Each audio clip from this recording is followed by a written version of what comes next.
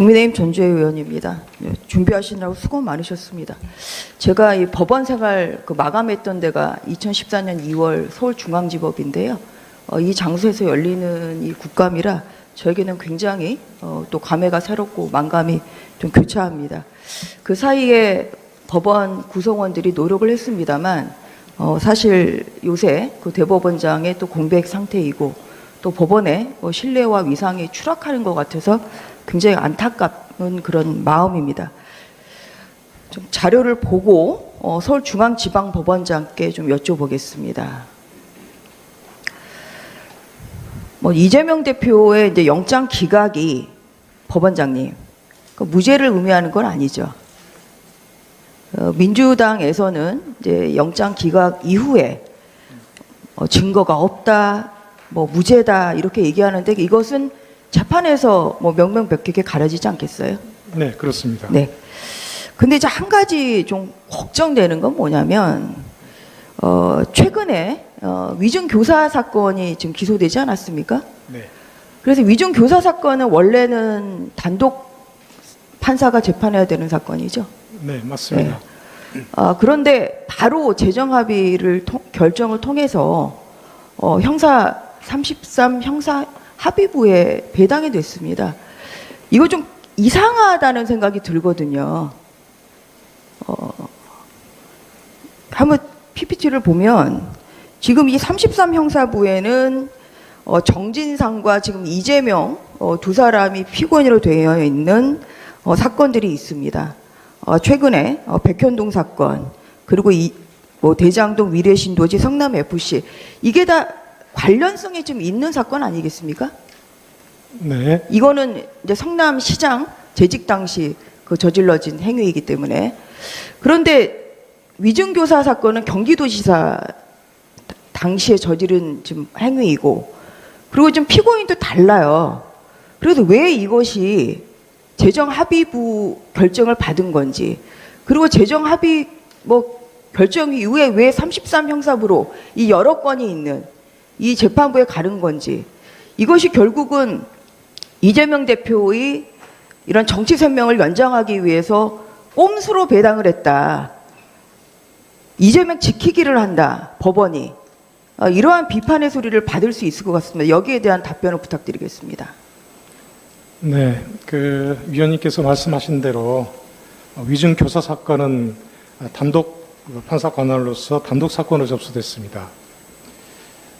근데 이제 배당 주관자가 관련 그러니까 법관 등의 사무 분담 및 사건 배당에 관한 예규의 규정에 따라 재정결정부에 기록을 해부했고요. 재정결정부에서 관련 예규 규정, 즉 사회에 미치는 영향이 중대한 사건 또는 그 밖에 사건의 성질상 합의체로 심판하는 것이 적절한 사건이라고 판단해서 재정 합의 결정을 하였고 그래서 합의 사건으로 다시 접수가 이루어졌습니다.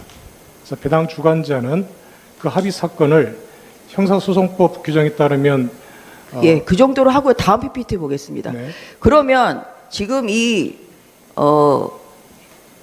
이재명 대표가 피고인인 사건이 형사합의부에 지금 33 형사부에만 있습니까?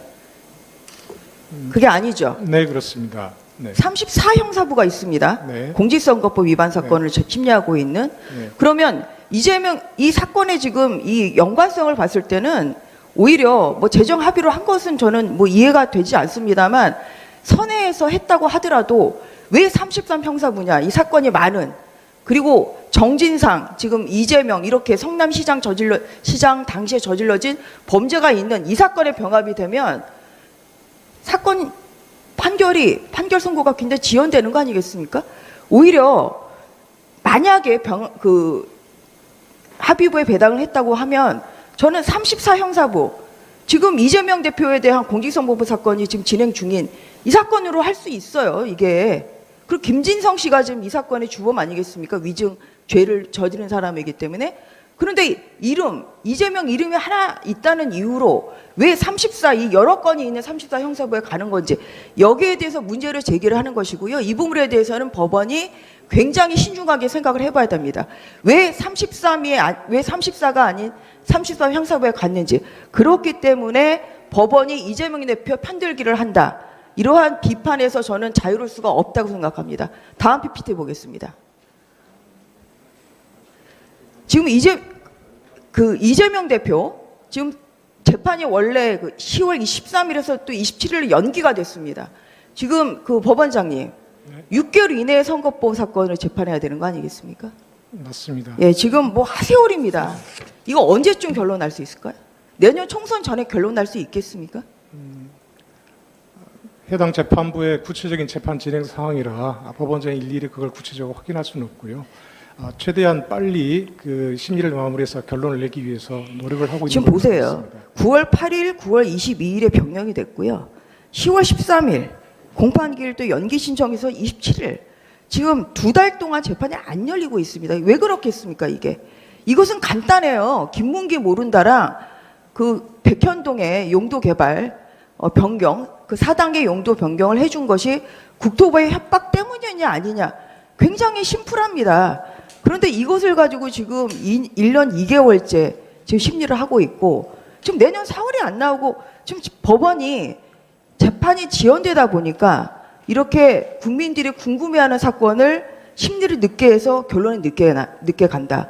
그리고 방금 전에 제가 지적한 위증교사 사건마저도 아직 병합 결정을 안 했죠.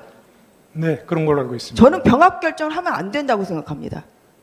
왜 형사수석부에서 왜 그렇게 했는지는 모르겠습니다만 이 관련성도 없고 이름 하나 같다는 이유로 이렇게 여러 건이 눈덩이처럼 불러진다고 하면 이것은 뭐 재판이 언제 선고되겠습니까? 저는 이재명 대표가 최근에 한 말 본인이 평생 수사받을지 모른다고 생각하는데요. 그거는 아니고 평생 재판받을 수 있다고 생각합니다. 법원의 사건 지연이 굉장히 느리다는 점 다시 한번 유감